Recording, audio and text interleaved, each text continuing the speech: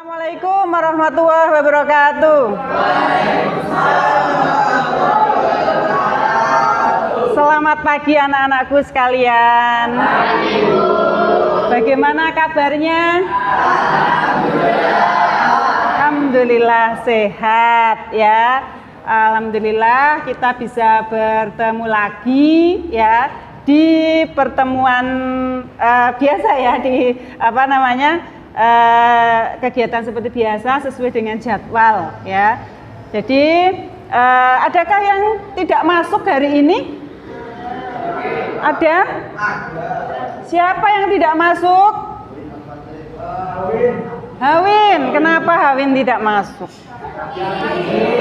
Sakit ya. Kita doakan mudah-mudahan teman-teman yang sedang sakit segera diberikan kesehatan dan bisa bergabung lagi dengan kita untuk mengikuti pelajaran. Kan Mas Siva Afifa dipimpin doa teman-temannya. Bismillahirrahmanirrahim. Yang kedua dari perkembangan Islam di Indonesia.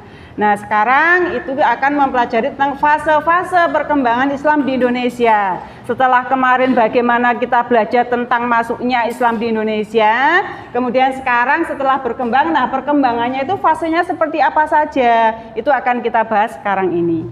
Nah, ada standar kompetensi atau kompetensi dasar yang harus kalian miliki nanti. Ya, yang harus kalian miliki nanti, yang pertama adalah mendeskripsikan fase-fase penyebaran Islam di Indonesia. Kompetensi dasar yang kedua, menganalisis fase-fase penyebaran Islam di Indonesia. Terus kemudian indikatornya apa? Apa yang harus kalian lakukan, yang harus kalian miliki kemampuannya. Indikator pencapaian kompetensinya ada yang pertama, kalian bisa mendemonstrasikan tahapan islamisasi di Indonesia. Yang kedua, menyeleksi setiap tahapan islamisasi di Indonesia. Yang ketiga, menyimpulkan fase penyebaran Islam di Indonesia. Yang keempat, menceritakan tentang tahapan islamisasi di Indonesia. Jadi nanti kalian akan belajar tentang proses fase-fase islamisasi di Indonesia. Gitu? Bisa dimengerti? Nah, terus kemudian ya, setelah kalian nanti memiliki kemampuan dasar atau kompetensi dasar melalui IPK yang sudah kalian tunjukkan, itu diharapkan kalian bisa mengambil manfaat dari pembelajaran kita di hari ini, di pagi ini. Ya, ada beberapa manfaat yang akan kalian peroleh nanti. Ya, kalian akan memiliki wawasan, akan mengetahui, akan memahami, akan meneladani, ya kan? Akan mencontoh atau meneladani dari tahapan-tahapan islamisasi yang ada di Indonesia. Ya, begitu anak-anak paham kompetensi dasar yang harus kalian miliki? Kalian dilihat di dalam tayangan ini membaca dan memahami, ya. Silakan dilihat di tampilan membaca dan memahami, ya. Dengan pengaruh Islam, Indonesia menjadi lebih maju dalam bidang perdagangan, terutama dalam hubungannya dengan perdagangan internasional dengan Timur Tengah, ya. Khususnya bangsa Arab, Persia, India, sampai kemudian Indonesia, masyarakat, sebagian besar masyarakatnya itu memeluk agama Islam. Indonesia termasuk negara mayoritas Islam, ya, 90% ya Islam ya yang ada di Indonesia. Itu tidak terlepas dari jasa para pendakwah atau para ulama yang mengenalkan, mengajarkan Islam di Indonesia. Ya, bisa kalian pahami ya. Nah, ternyata Islam membawa pengaruh yang begitu besar yang sangat signifikan ya terhadap perkembangan Islam di Indonesia, terlebih-lebih dalam kemajuan masyarakat Indonesia.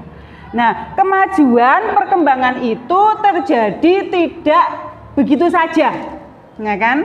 Tidak instan, ya. Jadi ada beberapa fase atau tahapan yang dilewati atau dilalui.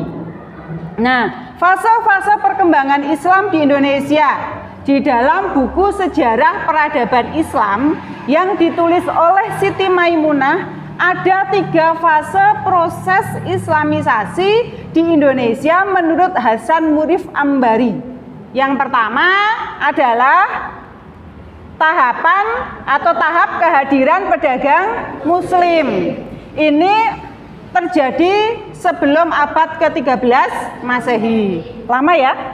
Nah, berapa ratus tahun yang lalu, bahkan berapa ribu tahun yang lalu, karena satu abad aja sudah 100 tahun kan. Nah, itu udah lama sekali ternyata. Yang kedua adalah tahap terbentuknya kerajaan Islam yang terjadi pada tahun berapa? 13 sampai 16 Masehi, betul. Nah, pada tahap terbentuknya kerajaan Islam ini terjadi pada tahap kedua. Terus kemudian yang ketiga adalah tahap pelembagaan Islam. Ini terjadi setelah abad ke-16.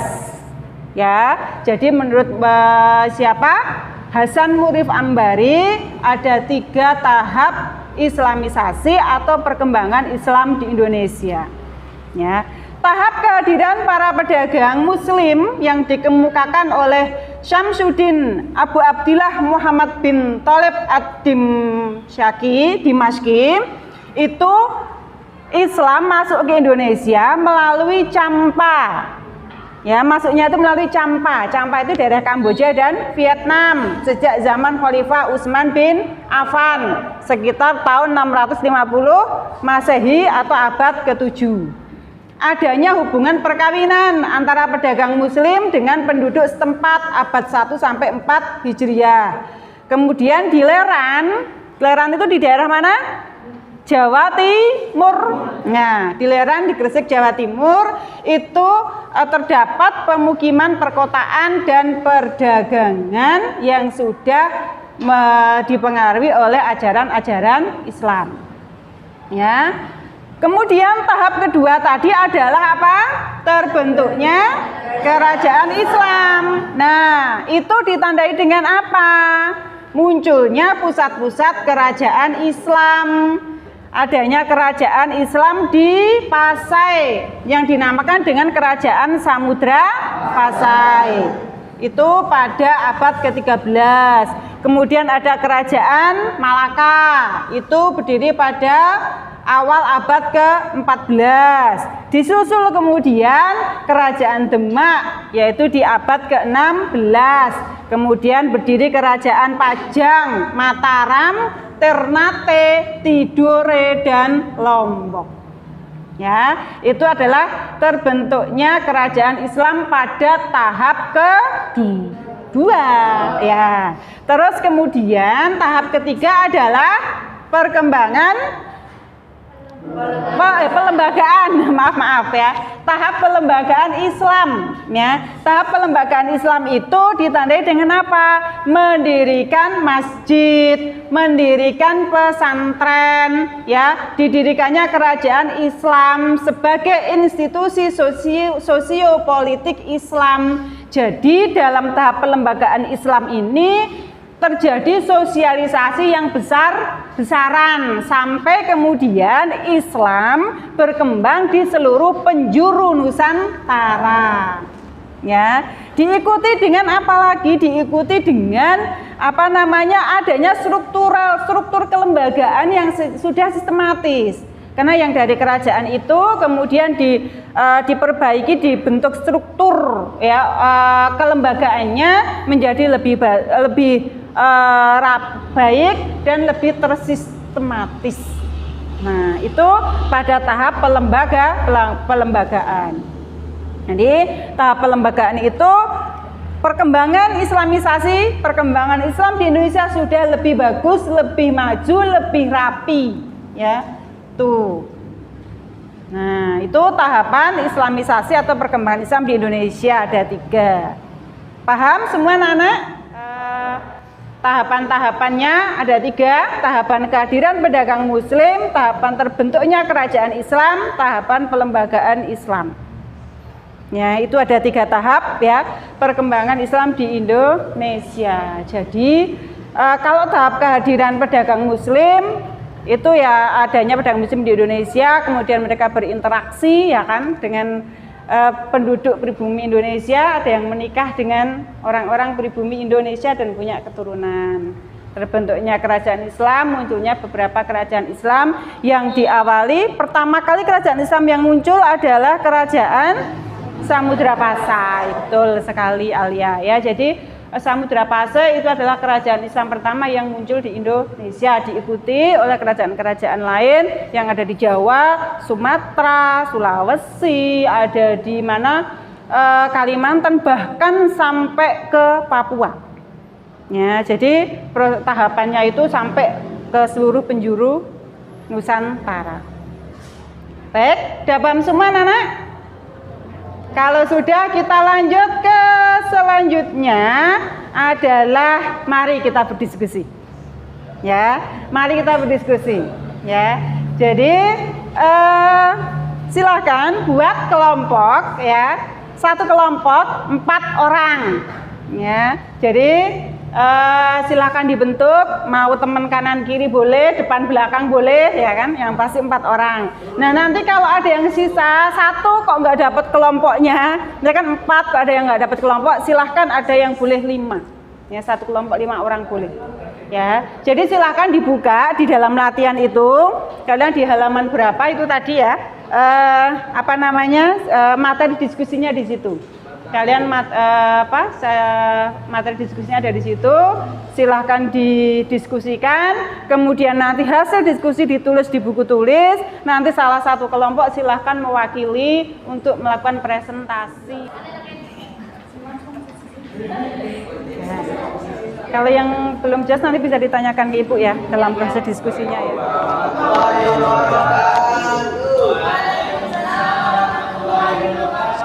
Adalah rangkaian kegiatan tahunan sebagai peringatan Maulid Nabi Muhammad yang diadakan oleh kedua keraton, yaitu di Keraton Surakarta dan Keraton Yogyakarta. Rangkaian acara berlangsung dari tanggal 5 dan berakhir pada tanggal 2. Kemudian mengenai perayaan sekaten, ya, perayaan sekaten yang dilakukan itu di Jawa, di Kesultanan Surakarta dan Yogyakarta. Ada yang sudah pernah ke sana menghadiri perayaan sekaten di Jogja maupun di Surakarta? Belum. Ya. Jadi perayaan sekaten itu pelaksanaannya itu ya menggunakan adat lama. Jadi seperti perayaan, kemudian ada buah-buahan, kemudian ada dihias pakai pakaian adat gitu kan. Tetapi maksud dari sekaten itu adalah tujuannya untuk merayakan kelahiran Nabi Muhammad SAW. Paham semuanya? Alhamdulillah semuanya sudah paham.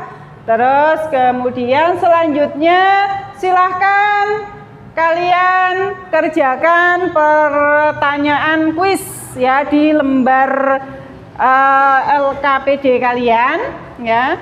Itu silahkan dijawab, dikerjakan, terus nanti dikumpulkan. Dari jawaban kuis kalian itu semuanya mendapatkan nilai di atas KKM ya. Ini sudah lebih bagus dari pertemuan minggu depan. Kita membuka materi yang baru, yaitu tentang peran Wali Songo di Indonesia. Silahkan kalian dipelajari terlebih dahulu. Mengakhiri pelajaran ini, mari kita berdoa. Alhamdulillahirabbil alamin. Terima kasih, mudah-mudahan bermanfaat. Wassalamualaikum warahmatullahi wabarakatuh. Waalaikumsalam warahmatullahi wabarakatuh. Tepuk tangan untuk kelas 12 agama.